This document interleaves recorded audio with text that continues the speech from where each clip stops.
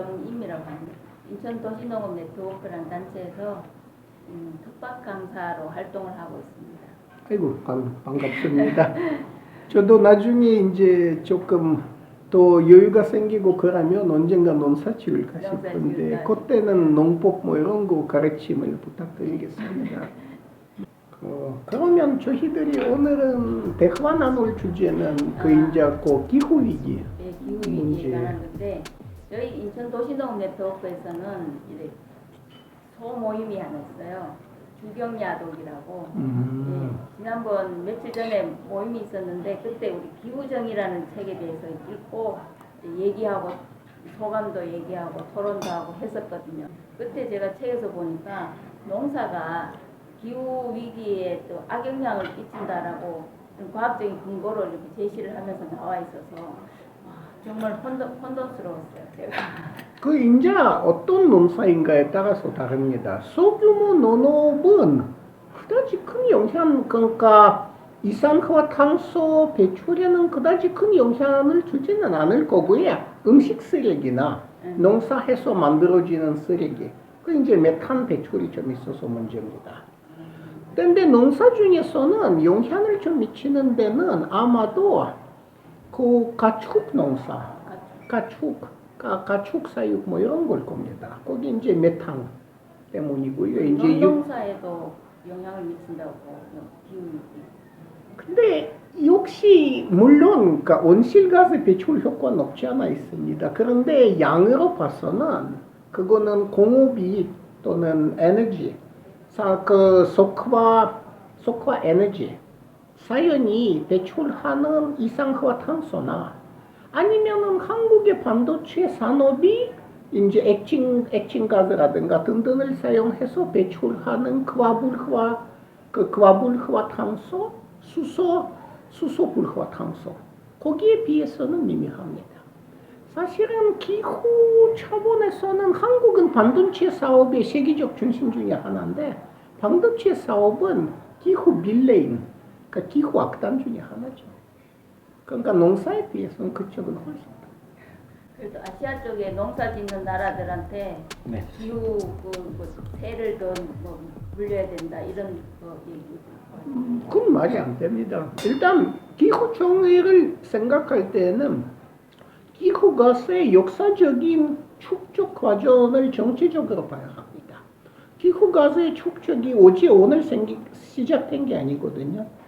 역사적으로 보면은 기후가스의 축적이 농도가 막 올라가기 시작한 것은 1770년대입니다. 그러니까 영국에서의 산업화 시작 직후죠. 그리고는 그때는 온실가스의 주요 배출은 바로 영국에서 석탄 사용. 그러니까 석탄층을 건드려서 거기에서 나오는 석탄을 태우기 시작한 거. 그때부터는 사실은 우리가 알고 있는 기후위기가 시작된 겁니다.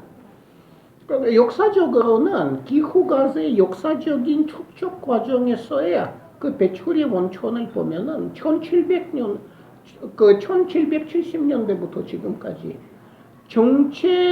전체에서는 아시아 국가들이 농사가 차지하는 비율이 미미합니다. 아주 미미합니다. 그럼 유럽이나 노르웨이에서는 어떠한 방법? 네, 어떻게 인식을 하고 있는 방법이 아니에요? 노르웨이나 유럽은 단일적인 사회가 아니고 다원주의 사회죠. 기후파라고 한다면은 기후위기 부존 논자들이 들어가겠지만 기후위기 부존 논자는 극소수고요. 노르웨이에서는 거의 없습니다.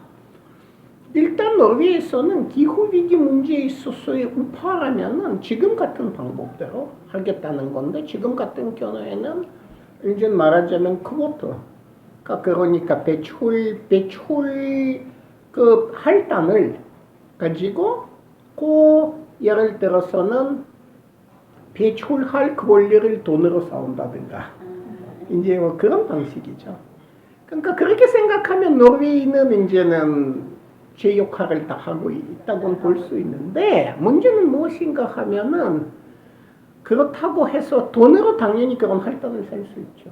근데 그거는 전체 배출량을 과연 어느 정도 효과적으로 줄이는가가 다른 문제입니다. 그리고는 거기에 대해서 좌파적인 비판은 노르웨이 같은 나라의 정치, 사회, 경제, 정치를 같이 전체적으로 문제 삼는 것인데 좌파적인 비판은 대체로 탈선전주의적인 비판이죠. 탈선전은 디그로스죠. 그러니까 지금도 노르웨이 사회는 어쨌든 간에 기본 목표로 설정한 것이 GNP의 성장과 소비 성장 등등인데 그거 자체를 바꿔야 한다. 우리가 이윤 창출과 성장으로부터 탈피해야 한다. 그래야 위기를 해결할 수 있다. 이제 그런 건 좌파고요. 그게 정답일 수 있을까요? 그렇게 제 생각엔 정답 맞어요. 정답 맞아요. 예, 정답 맞는데 문제는 그런데 사회 분위기는 성장은 해야 된다는 거 얘기하잖아요.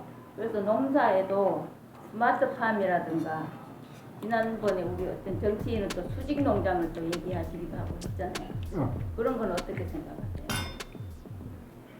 그러니까 농사는 인간이 살자면은 필수적인 겁니다.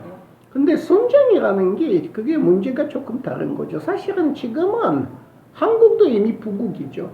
한국의 1인당 GNP는 사실 지금 이태리나 뭐 스페인보다 높고 이태리 정도거든요. 지금 한국도 부자 나라죠.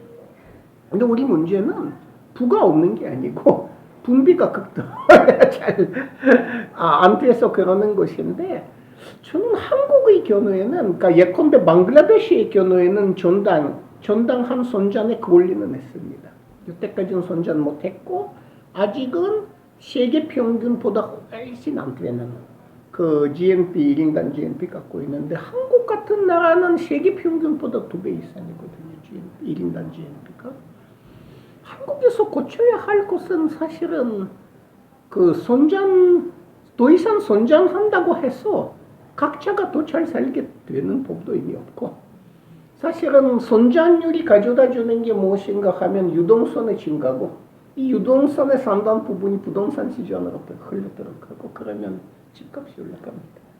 그러니까 사실은 한국에서는 선전율이 집 없는 사람한테 그런 의미에서 오히려 유해하죠.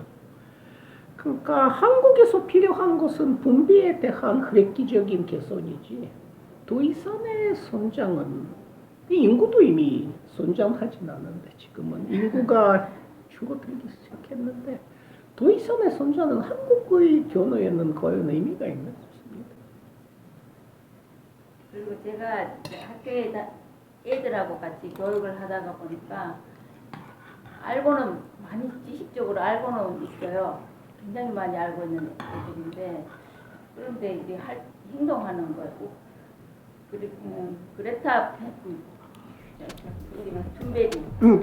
툰베리는 어떠한 교육을 받아서 그러한 행동을 할 수 있는지 또 학교 가는 걸 거부하고 하는 이런 행동을 우리 청소년들은 이렇게 활동을 할 수 있을지 이런 게 교육의 문제인지 또 청소년들에게 할 수 있는 뭐 운동은 또 뭐가 있을까 이런 궁금증도 또 가지게 됐거든요.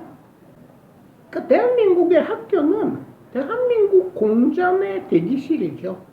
학교나 공장의 그 군대에서는 공장이나 물류센터, 배달 이런 데서 일할 인력을 키웁니다. 그러니까 뭘 학습하는지 제일 중요하진 않은데 제일 중요한 게 무엇이냐 하면은 하루에 4시간 자면서 계속해서 시키는 대로 할 수 있다는 거. 그거 키우는 겁니다. 왜냐하면은 그런 학습 지옥을 한번 통과한 사람은 나중에 하루 12시간 배달 노동 하다가 죽어도 어쨌든 고부를 못합니다. 그러니까 말하자면 프로그래밍 하는 거죠. 그러니까 일찌감치 사람을 프로그래밍 하는 거죠. 그러니까 한국은 지금은 만약에 인구 비례하면은 일본보다 과로 사건이 많거든요. 그러니까 한국의 학습 지옥이 만들어내는 인간형 같은 경우에는 본인이 죽을 줄 무의식적으로 알아도 계속해서 시키는 대로 합니다. 그러다 죽습니다. 그러니까 그렇게 프로그래밍 해놓는 거죠, 학교에서. 그런데 요즘 학교 교육이 조금 바뀌는 것 같긴 한데 학교에 텃밭 많이 하고 학교 특반 혹시하세요? 그거 아주 좋은 거죠. 그거 아주 좋은 거죠. 좋은 거죠. 좋은 거죠. 좋은 거죠. 그럼요. 우리 지난해 이제 코로나 시기 때문에 애들 비대면으로 했을 때 생태적인 걸 제대로 전달은 됐을까 하는 의심도 생기기도 하고 그렇거든요. 뭐 아무것도 안 하는 것보다 그렇게 하는 게 안 낫죠. 하는 것보다 나을 것 같아요. 코로나 시대에는 그렇게 하는 게 낫죠.